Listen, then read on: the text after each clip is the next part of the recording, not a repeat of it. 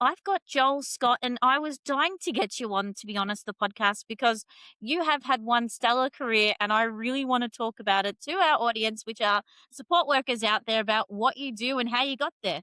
So, you ready to get cracking? So, you and I have Sure similar am. careers. Thanks, Sarah. Thanks for having me. Both of Really us have appreciate started it. our careers in the Let's do it. disability sector at a very young age. So, if you had to look back, what made you want to work in this sector? So I thought it was going to be all sunshine and rainbows, go to work, cue people, take them out, have a lot of fun, and it'd be all amazing every day. I was quickly brought down to earth, but in that, I really loved it. So I think just being able to support people with their everyday lives and what they wanted to do. And I always, like, the main thing for me was if I can help somebody to smile today, I've done my job for me. Did you actually have an interview? Because I went in from work placement and got a job with no interview. So did I have an interview? No, I didn't. So at my school, people came in offering apprenticeships, and then somebody came and went, does anybody want to work in disability as well? And so the plumbers came, the electricians came, and then there was disability, and I went, I'll do it.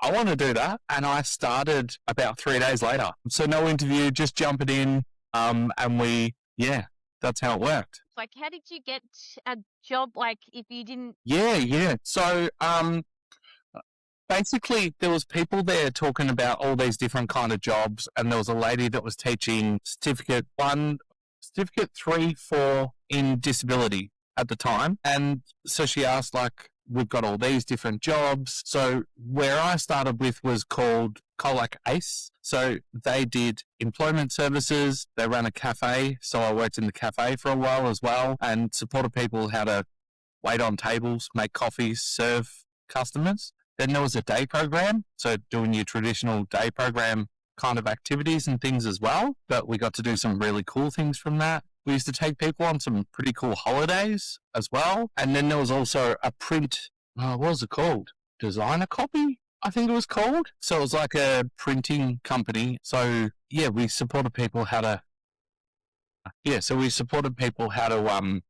print, like things would come in. So somebody wanted their logo redone or business cards or things like that. So we did a lot of that kind of work and signs and posters for people.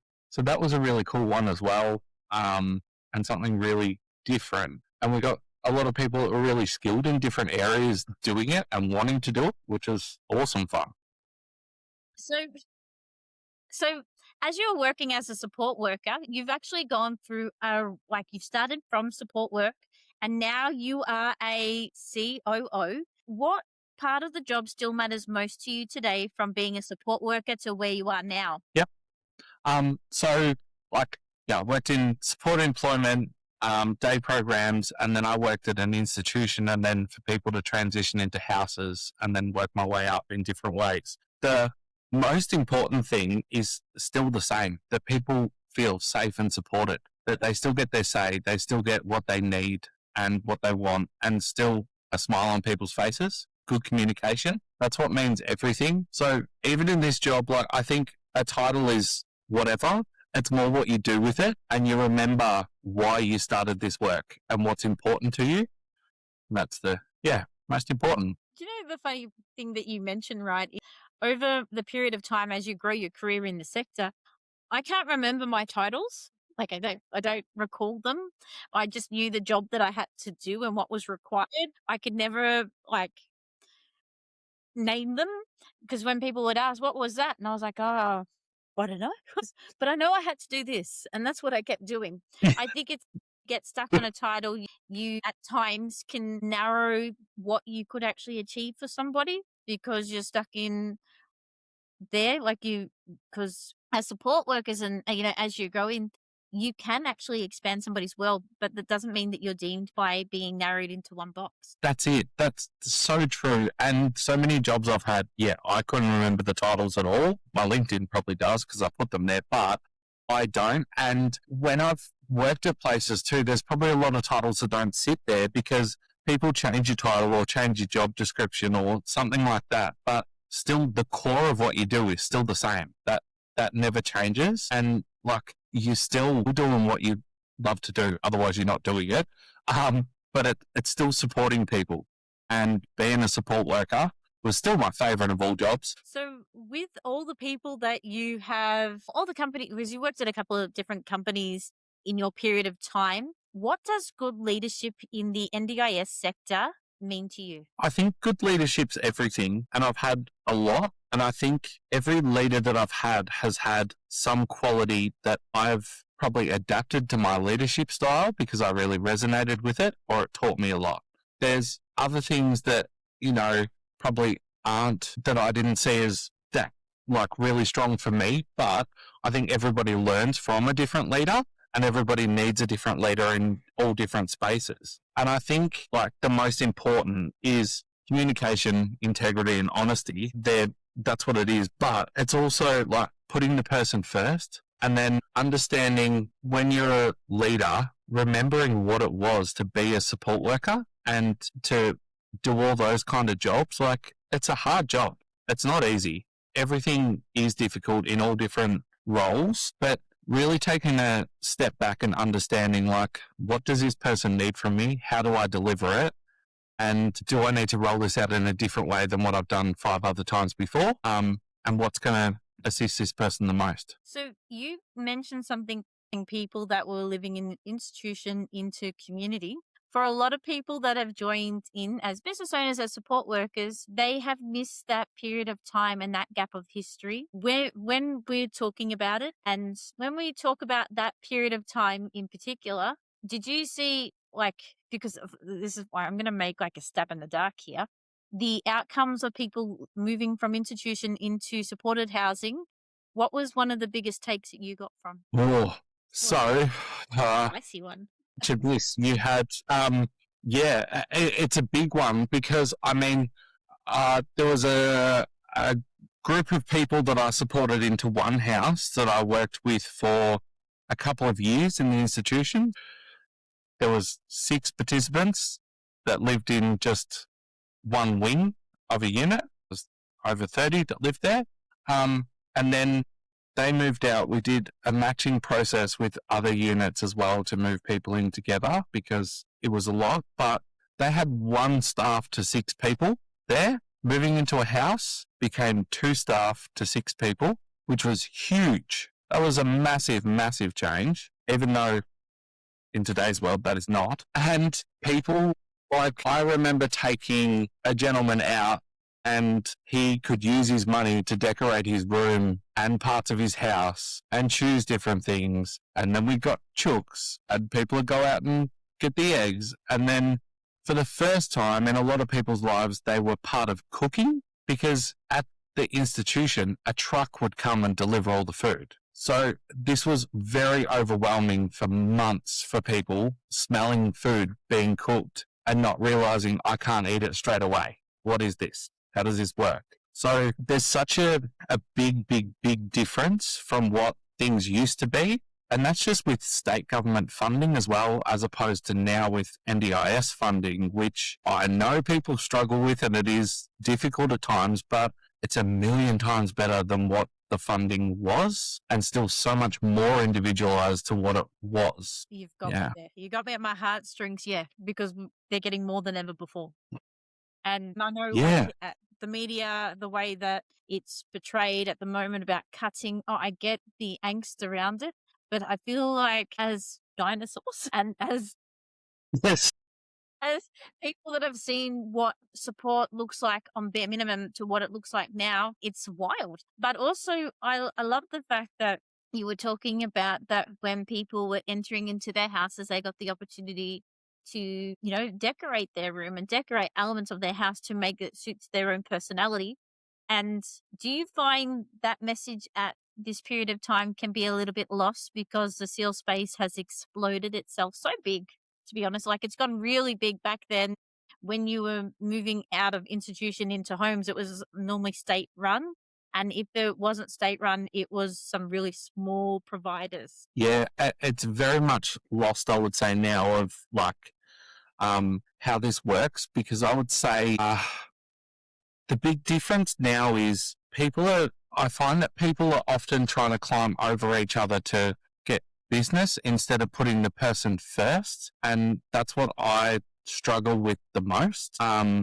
It's still such an important thing, is like people could be coming from home, or they could be coming from a group, like an old traditional home still with a fair few people in it, or at a hospital after they've had an accident or some sort of life crisis that's happened to them. Like the little things are still the really important things, like making sure somebody feels comfortable going into an environment that's personalized for them, like finding out what your favorite color is and a few things about what you like to try and ease things like that, and having some familiar things around can make all the difference in how anxious that person is moving into somewhere that's completely new and completely different. Nothing stopping anyone that is living together for 3 or 4, whoever, the amount of people that actually live together, choosing their own couch.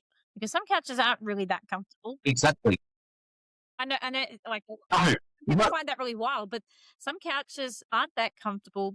And if there's only like access to one TV, I really don't want to sit next to another 2 people in my space. So like it's these little not at all. personality stuff that you wouldn't know unless you had a group discussion about it with all residents that live together. Yeah, like back in the day, we used to do it all the time, but currently in my role at the moment, we met with 3 guys that are wanting to live together, and they've been friends for a long time, and 2 of them have vision impairment. And I learned from that there's certain TVs that you can still see somewhat or have better support for vision. So I said, okay, well, the 3 of you go and choose a TV and tell us which one works. And then they're the TVs that we'll put in their home. And the same with all the furniture. Like if it's easier for you to see certain things or touch and feel and know where it is, go and tell us the things that you want and then come back to us, because I don't want to just say, here's the things that you have, because you choose.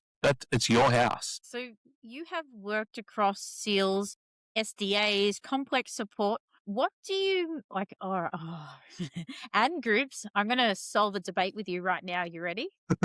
Because I have a group background and a SEAL one. In your opinion, which one do you enjoy the most? Working in around people's homes or in a group setting for group support?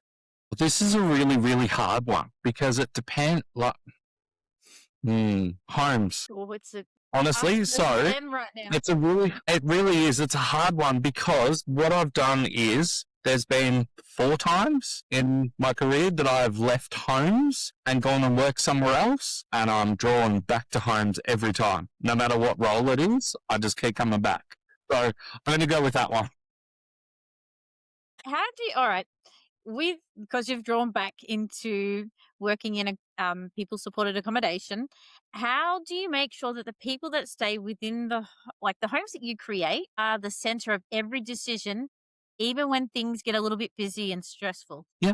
So, I mean, now I'm in SDA, so it's a little bit different, but in all the other roles, I mean, people are still the center. So like, if we're not supporting people the way they want to be supported, or doing the things the way they need to be supported, and our support workers aren't supported that way, then we have no job and no business. So the most important thing is always the individual you're supporting, and then making sure your support workers are great and do a good job and feel supported as well. They're only going to do great if you support them really good. The same with the participants, communicating with the families, communicating with the care team and circles of support. If you drop all those things and you just focus on the business and the critical things, the participants don't see that. The support workers don't see that. So they feel unseen. So I would say you can pick all that stuff up later, or you work together as a team. There's always more than one on the team. And everybody jumps in with their bit. But that's always the most important. All right, I've got one for you. All right. Every now and again, I would hear I'm going to call it a cop-out, to be honest. I'll call it a cop-out for what it is. This individual is unable to make a decision because they have complex communication. Is there a way that you've got around that to make sure that every person that you serve was heard? Absolutely. So I used to go to a person's house, and I knew that if he looked at the fire extinguisher, he had something important to tell me. And if he looked at a microwave, he wanted a drink. If he looked at the fridge, he wanted something to eat, and he would always find some sort of way to communicate. I think everybody can. Like, I've worked with some brilliant people with some really extreme challenges. And I knew that if they got really, really angry at something, it was because they probably haven't been listened to and they've been trying to communicate the same thing for ages and no one's listened. Everything is communication. Once had somebody ask me about what happens if a person that I support has some high behaviors now that I've never seen. And I remember having this question going, well, hold on one moment. Like, have you deep dived into the why part? Have we pulled it across together as a team? Because behaviors aren't something that somebody just mysteriously think of one day. They don't just like happen like this. There's something has occurred for it to happen. So it's deep diving how it happens. And you know what got me too? Because, all right, as millennials that we are, there are parts of our life. Yes. I honestly believe this. There are parts of our life where we have really great high moments, but we also have dips. The difference is that we haven't got support workers on a roster. I haven't got 10, 20 support workers coming in and out of my life. I haven't got a house supervisor. I haven't got any of those people overseeing a dip. How do you manage when the people that we serve go through a dip and then not to just automatically think that this housing situation's a quick exit? Well, there's a lot there. I'm sorry. No. Regular check-ins. So, I was only having this conversation a little while ago about, like, not about dips, but about, like, seeing if somebody's happy with where they live and what supports they've got. So my advice was, who's their favourite support worker that they trust, or their team leader that's in the house, or whatever title they have, or whoever they are, and they go and ask the person, how you feeling? Are you happy? Are things good? Do you want to move somewhere else? Like, do you live here because your family live here? Or was this where you needed to be? Or does Johnny in another room annoy you? Are you happy? Like, what's going on? All that kind of thing. And then if there's a dip, the same thing. So don't get a manager who doesn't know that person, has only spoken to them twice, to go and have the personal, difficult conversation with them. And don't send them a survey form for questions like this, because I know that when I was working at big organisations and I got sent a survey, you do not put the complicated stuff because you don't want everybody to read that. But if a co-worker or somebody that you trusted came up to you and asked a question, like, you seem a bit down today, how you feeling? You'd tell them. So I guess, like, it's a 2-minute conversation. Just think about, like, it really is one that needs such big things. It's just a checking in on another person and to match or level where their well-being is. Yeah. That's all it is. And it's just like, it's really common sense. Like, if somebody doesn't seem happy or whatever, it's usually the person that's close to them or knows them well that would pick that up. Because if I'm not working with that person all the time and I walk into the house, I could say, oh, they smiled at me, they're very happy, everything's wonderful. But maybe they said something that a support worker will go, they're pissed, they're not happy. So, you got to know them. Got to know everyone to work out whether it's right or not. So Yeah. to get where you're going, because you've worked your way up into your position, we all start somewhere. Have you made any career mistakes or oopsies early in your career, and what did it teach you? Lots. Lots. Still do them. We're human. That's the way it goes. Just a silly decision here and there, or thinking, not asking all the right questions, or just jumping in too fast. I think, like, everyone makes mistakes and they're always going to happen, but learning from it, apologizing really early, even if it wasn't you. Like, a person doesn't often blame a person, they blame an organization as well. Like, apologizing, no matter who or what or how, and then either, if you can fix it, great. If you can't, learn from it for next time and then have an outcome. So in your period of time, you have managed some really big teams, and with big teams comes big budgets and big responsibilities. How do you balance that business part, which is the monetary part, with making sure that the care came first? So, I mean, you obviously have to work out, like, what's your base level that you can provide people, and then how do you go to the next part but still remain in your budget? Or if you have to go over, what are your reasons and why? So in bigger organizations, you could always find a reason to go a little bit over for a certain period, but you could always work out with their funding when you could go lower. So there's always ways to do that. But if you're not putting the care first and the person first, then it's not going to be a very successful business. At the same time, if you overspend, you're going to run out of money and then you can't provide services anymore. So I think it needs to balance completely, but you really need to understand what your baseline is and what that person needs and whether you can support that person based on their funding, based on what you provide. Because now, I mean, there's a lot of people's plans and people come to us and other providers and we get phone calls of a SIL provider and they want a house in a certain area and they want to support the person. Now, I don't need to know what their SIL funding is, but a lot of people tell me, and then they also tell me they want to live by themselves, which everybody has their own choice, and I encourage that. But I worry about the provider doing it, because is it a long-term thing that they can do, a house in the middle of, like a house with nothing else around it to do that support?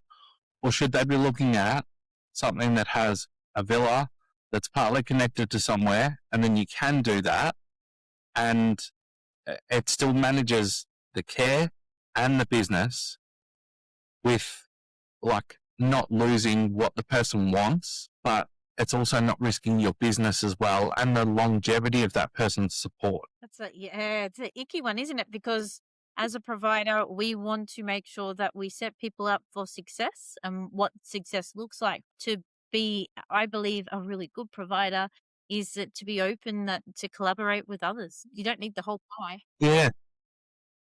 No, absolutely. And that's exactly it. Like I get people's decisions and where they want to be and things. I wouldn't want to share a house with a lot of people at a lot of times, but then sometimes I would, because I love people around and doing things. So I would really struggle by myself, just saying.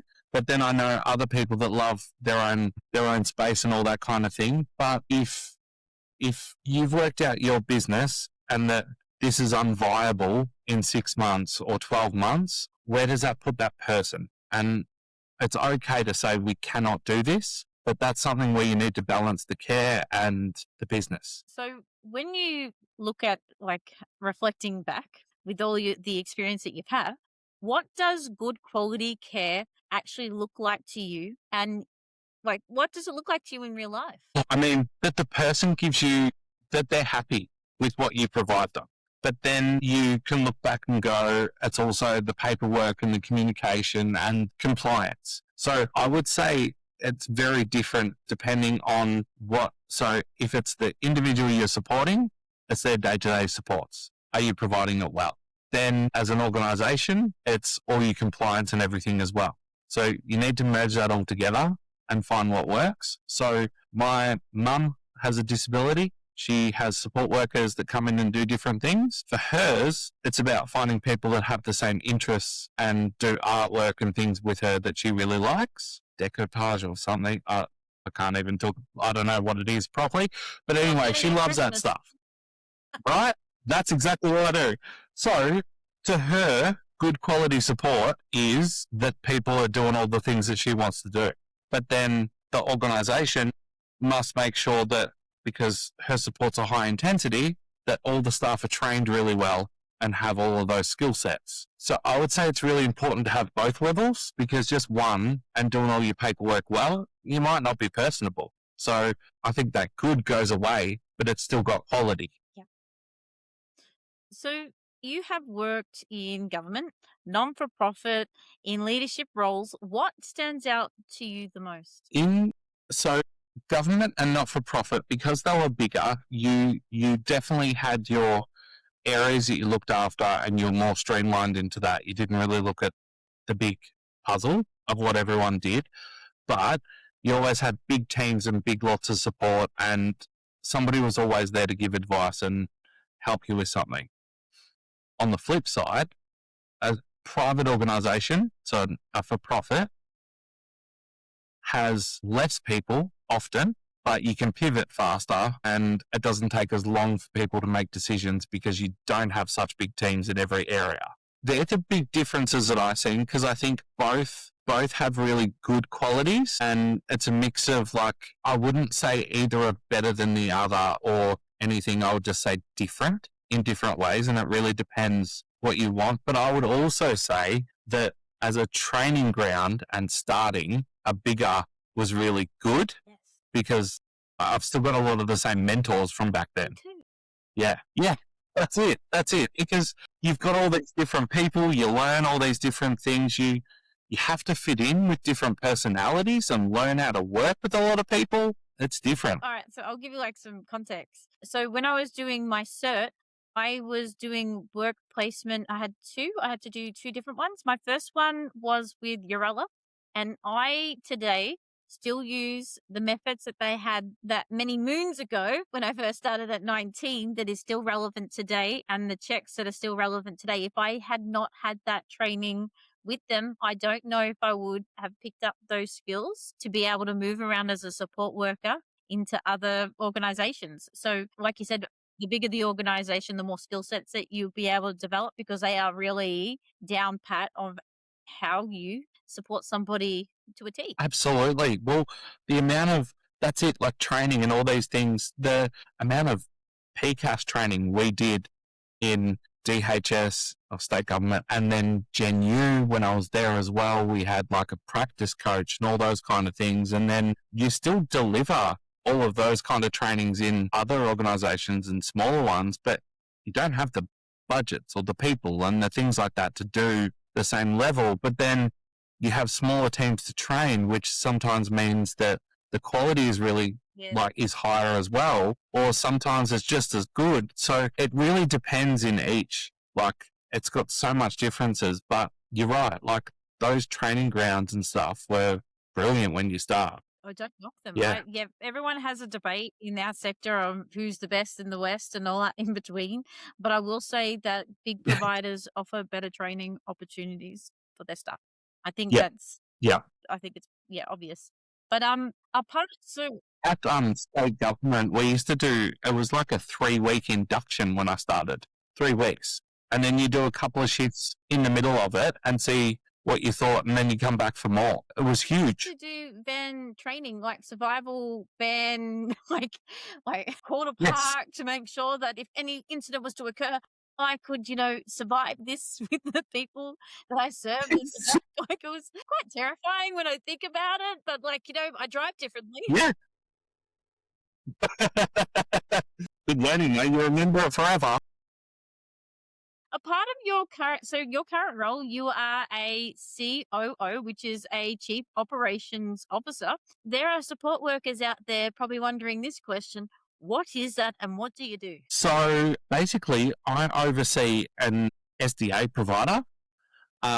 So I work on the strategy and direction of the company, of Life Care Assist. But a lot of it is, I don't give up going to meet clients and finding out what they want and how they want it. And exactly, it is. And I'll never give that stuff up. No matter what job, I still have to have front-facing work because otherwise you lose it, I think. But I get to do those kind of things. I also get to push what's important in houses. So I've been doing a lot of work and going to meet people that live in different SDAs or want to live in different SDAs and finding out what's important for you, what's important to where you live, finding out that bills are always hard.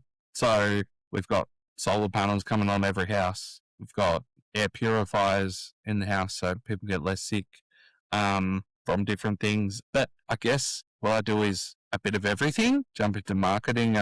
I don't touch finance. I can't do numbers. So if you're looking for that, look for somebody else. I've always got a finance team wherever I work because I can't do numbers. I wasn't made for either. I understand. I'm a human person, not a spreadsheet person. Yeah, me too. When things go wrong in a service, how do you approach and how do you support people to fix the problem? Understand what it is. So understand what went wrong and why it went wrong. What can we do? Have a conversation. It really depends what it was and how it was to every situation. But realistically, just having a conversation and understanding what went wrong and why, and could we have fixed it, or can we do something different so it doesn't happen again? And there's always those things that are 1 in a million that, that'll never ever happen, and then it does. It does, and then the sky falls and henny penny and all those things. But you like I would say just talk about it and work out how to fix it and how to work through it. And things happen. It's really wild. It's actually not wild. It's actually fact. If you ask the person that lives in the house how it can fix it, they pretty much already know how to solve the problem. Absolutely. Yeah. Absolutely. That's exactly right. Yeah. A lot of times. The amount of times of... I recall a lot of times something would go wrong and you'd have to give advice to, I had to give advice to a support worker. And my first one is, have you asked them? And if they hadn't asked them, they had to go back, ask them, and then we can work together and problem solve this and problem shoot, whatever it is. But generally, once they went back to the person we serve, they were able to solve that problem then and there. It wasn't that, I don't know. Sometimes I think it's because this perception of, with support workers in particular, I'm a bit off topic, but with support workers that work at different organizations, and then when they work at an organization that put people first, that can be a bit daunting. Absolutely, you're completely right. And, it's the same when you do after hours, like you're on call and support workers call you and things like that and ask, what do I do? And my first question to them is, what would you normally do? Or what do you think you should do? Because, at a big organization, I don't know majority of the houses that people are calling from. You've got, you can look up the information, but that support worker knows what to do best. They know the person. And then, or ask Johnny, who you're working with. Ask him what he wants. Sort it. Yeah. So you've touched a topic that I know well. Ready for this one? You've done on-call for a period of time, and so have I. What is the silliest on-call question you've ever received? There's no bread in the freezer. What do I do?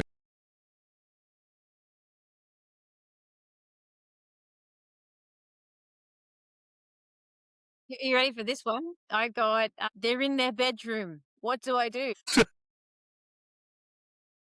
know, they're, leave them alone.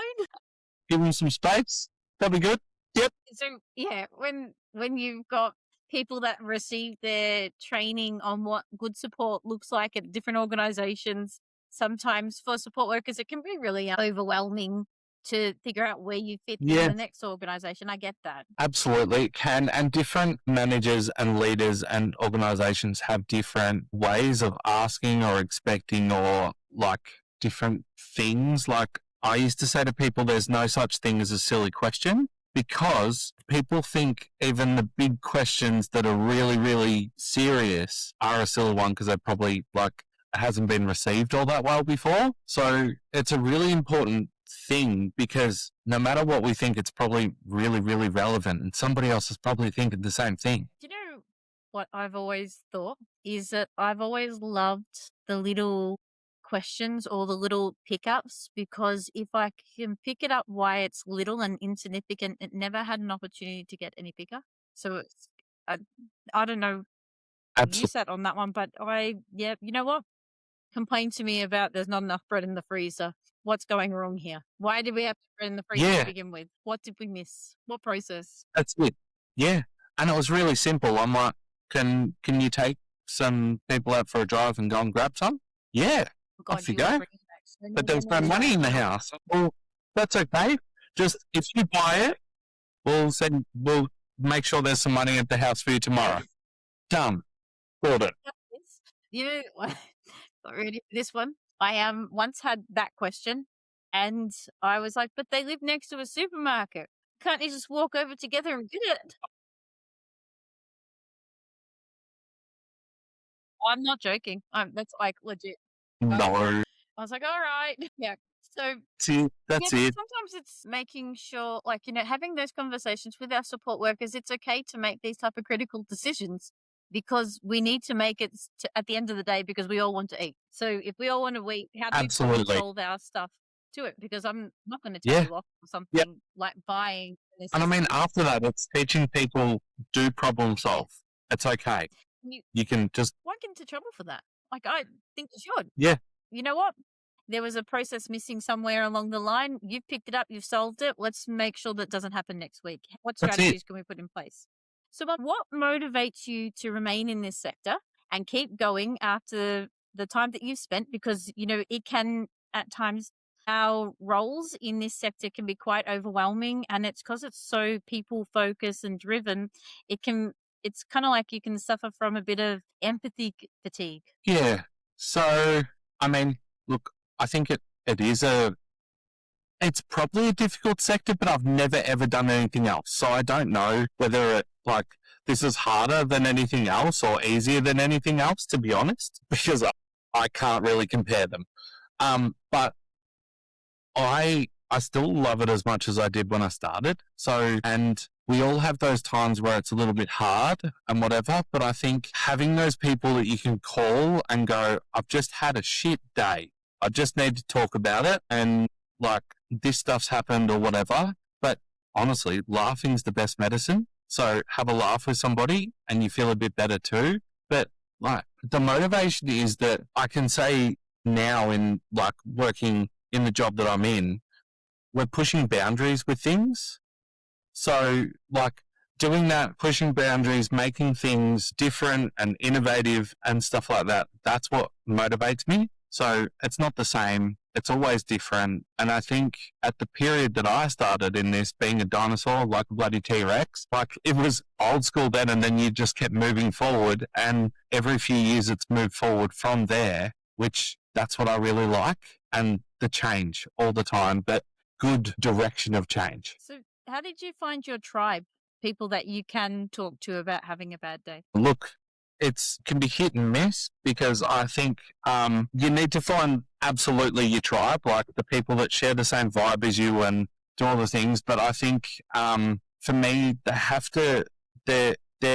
fun and happy people. So I go off other people's vibes and how they're feeling. So they have to be happy.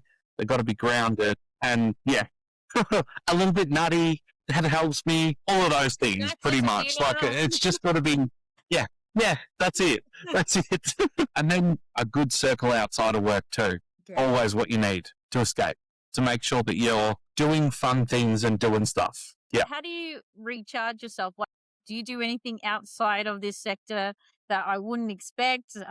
That you do just to, get yourself back on track that helps you switch off and recharge? Absolutely. So I've got a really good friend group that I catch up with often and do different things. On the weekend, we're actually doing the Gay Amazing Race. So it's like the Amazing Race that you watch on TV, but it's a car group for gay guys. And we are basically driving all around Melbourne and doing the Amazing Race. What do you win? It'll be awesome. What do you win? If you cross the line first? I don't know. I didn't even look at that. I just looked at this. Looks like fun. Let's do this.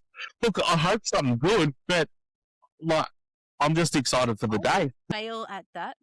My sense of direction is shocking. Mine too. Our partner, he will drive, and our other couple of friends will go with us. I'll just be the other person that has no idea what we're doing half the day, but it'll be good fun, I think. A little laughs. If you could give one piece of advice to anybody that is a new leader in the disability sector, what would it be? Be a support worker first. Yes, I like that.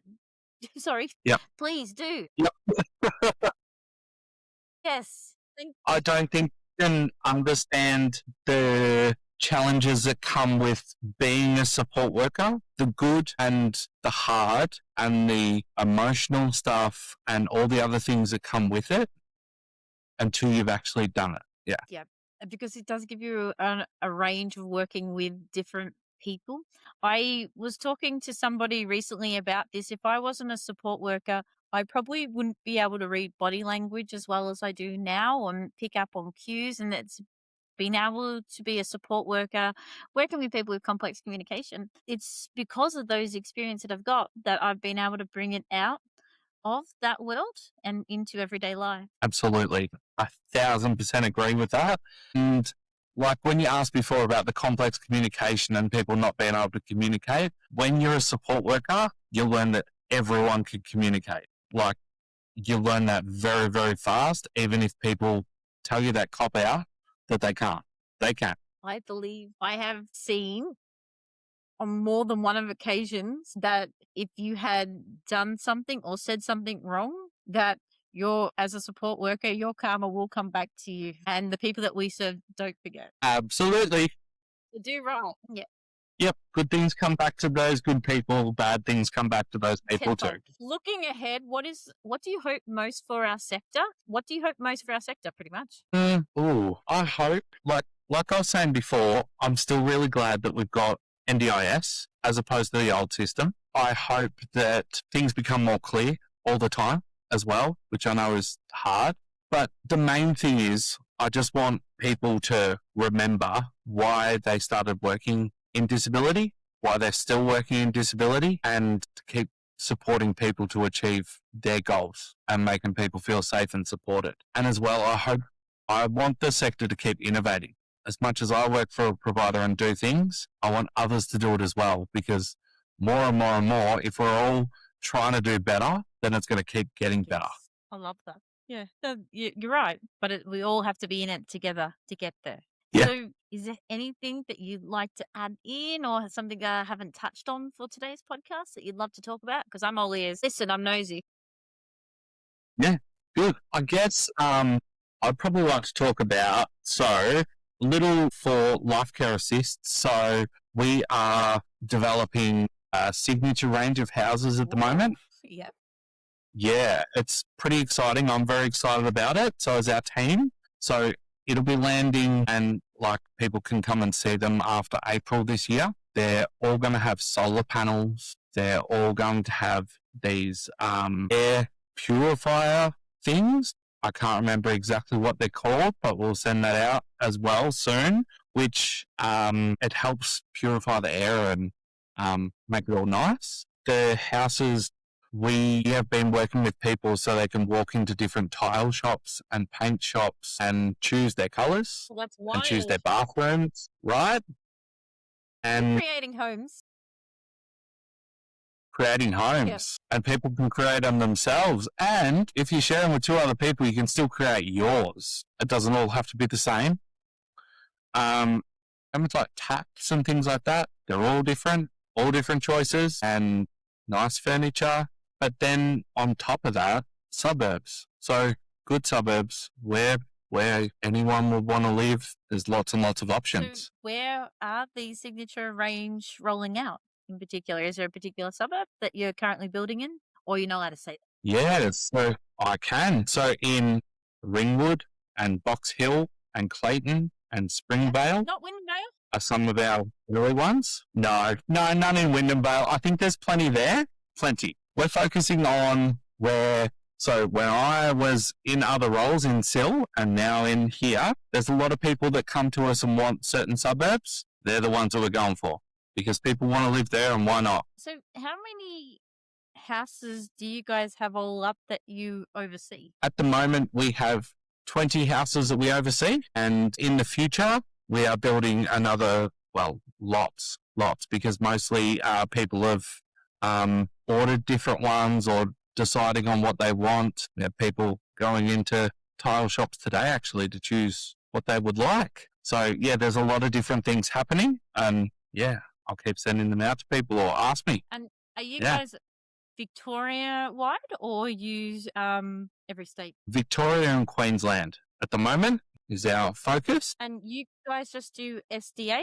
Do you dabble in any other things like plan management, support coordination? You just do housing really good. We just do housing. We're just SDA. We do some home modifications because we don't want to do everything, and we're no conflict that way as well. It needs to stay like that. We also have an Indigenous group that do all of our housing builds as well. So a lot of people that needed a job and have started apprenticeships and things like that now too. And so we've been working pretty heavily with another organisation that runs that and gives people a go. Yeah. Cool. So because you're building to order, it means that when you build to order, there also has to be another organisation involved that provides support within the home for the people that we serve. Do you get an opportunity to work alongside our NDIS participants to choose providers that best suit their needs? Absolutely. So I would say we get probably 70% that come to us and say that they've already got a provider they'd like to bring with them. But then there's a high number as well of people that come and go, can you recommend a provider? And so I've often given people 3 different providers that I've either worked with before or somebody else has said about or something. It also really depends on that person's support needs to who, because I think every provider's got their niche of things that they're really good at as well. So how do Yeah. you get the list down to 3 when you're recommending the 3 providers of choice? What things do you look for? I ask the participant and their circle of supports, so their family and supports, support coordinator and things, what's most important, or what hasn't worked before, and what do you wish worked. And then I've put out into the LinkedIn universe and to other places as well and gone, can you provide this? Do you know how to do this? And is this something that's one of your priorities? And then I've said to participants and their families, when I provide some providers, interview them. Make sure you are happy with them. Go and meet with them and see. Because I'm like, I can give you all these providers, but they could be telling me whatever they want to tell me. You make that Weak as choice. frogs. That's how it happens until we find them. That's it. Exactly. And Exactly. once they enter And your house you never as know. well, just say you've got your 3 peeps living together, they can choose to kick out that provider if they're not meeting what is required for support. Absolutely. So only last week, one of the providers was replaced. They weren't meeting all the things that the participant wanted them to. So the family called us and asked what to do. And we said, we just need to give them notice. And have you got another provider coming in? So very simple. It was all done. And I'm like, it's for the participant. It is what they want. It's their home. So that's a part that We are just the landlord. that's what people After forget. that, I think mostly that they think that they can enter a sales space and it's like a set and forget. It isn't. It isn't a set and forget. You have to consistently remember your NDIS participants that you provide care for, and you have to do really good care, or else you will get shown the door. absolutely. Yeah. A mentor of mine told me years and years ago, and I still say it to people all the time and remember it. If you went into a restaurant and your waiter was playing on their phone and they were a bit crappy with providing you service, would you go back there and would you tip them? Nah, No. stingy. I wouldn't So tip them anyway. why but would like, somebody, exactly, but you wouldn't go back there ever because there's all these others that you can go to instead.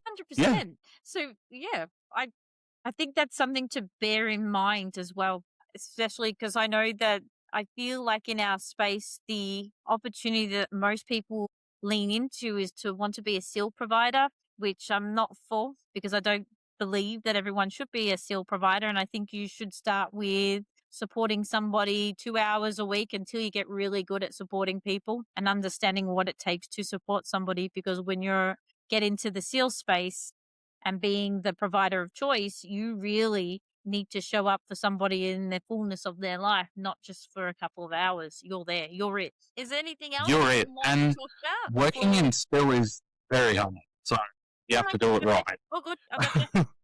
That's, yeah. No, that's it. That's it. All right. For Thank me, you so yeah. much for